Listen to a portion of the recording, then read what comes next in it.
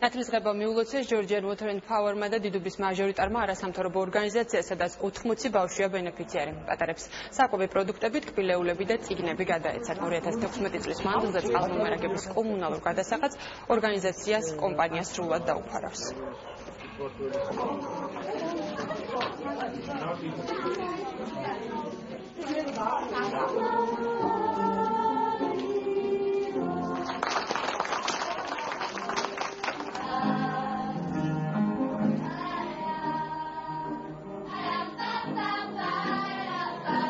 ძალიან თბილი შეხვედრა მოგვიწყვეს ბავშვებმა, გამართეს კონცერტი და მხოლოდ ერთი აზრი გიჩნდება ადამიანს, რომ რაღაცნაირად ყოველთვის სოლიდარულები უნდა ვიყოთ ერთმანეთის მიმართ, განსაკუთრებით ჩვენი მომავალი თაობის მიმართ. ეს ინიციატივა სხვა კომპანიებიც გაიზიარებენ და ჩვენ შვილებს უფრო მეტი საშუალება ექნებათ რომ კარგი ბავშვობა გქონდეთ. ეს არის უზარმაზარი დახმარება, იმიტომ რომ ხარჯი ქონდა ძალიან დიდი და მათი მხარდაჭერა ჩვენთვის არის ძალიან მნიშვნელოვანი.